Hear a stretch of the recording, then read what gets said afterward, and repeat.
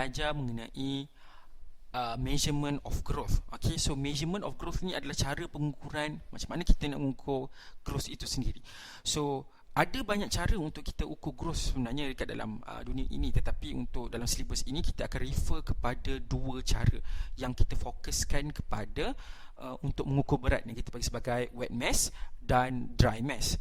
So apa perbezaan antara wet mass dengan dry mass ni? Kita ambil satu student Okay, so satu student ini kita boleh timbang dia dengan dua cara yang utama. Okay, cara yang pertama adalah menggunakan wet mass, di mana kita timbang student ni, ataupun kita panggillah dia Ali.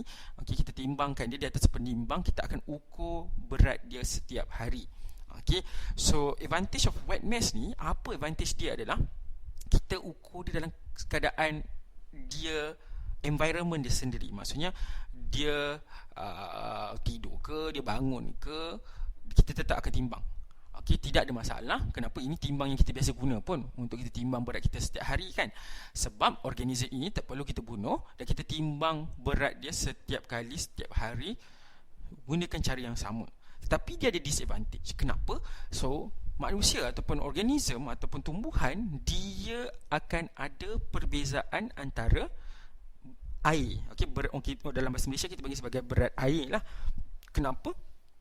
Air ini dia akan bertambah atau berkurang setiap hari.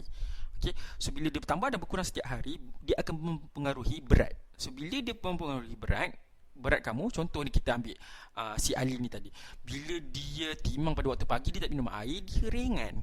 Kata, saya dah turun berat, kuruslah saya ni. Tetapi lepas dia minum air, mungkin dia minum air 1 liter. So 1 liter lebih kurang sama dengan 1 kilo kan.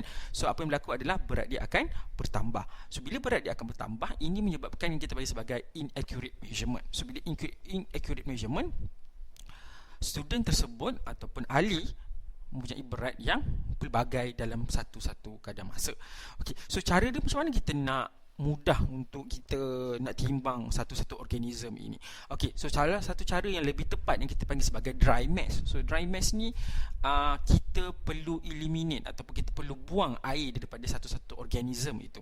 So kita gunakan cara drying. So kalau dekat universiti kita akan menggunakan oven untuk keringkan satu-satu tumbuhan ataupun satu-satu spesimen untuk kita mendapatkan berat dry mass-nya. So advantage-nya dia sangat-sangat accurate, okay, compare pada wet mass. Sebab kalau dry mass kita eliminate air, wet mass kita ada air. So bila ada air itu akan berkurang dan bertambah. So tapi disadvantage-nya adalah kalau kita nak timbang manusia macam mana? Dia akan jadi kita kena bunuh dia, kita kena keringkan dia dalam oven jadi ikan kering. So bila dia tidak ada air, so dia akan mengalami dia kena matilah.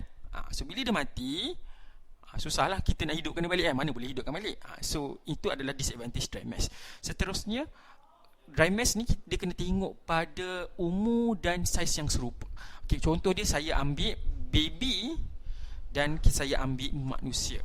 So apa yang berlaku adalah baby dan manusia dua-dua organism yang sama, tetapi apa yang berlaku adalah dia punya age dan saiz dia akan berbeza.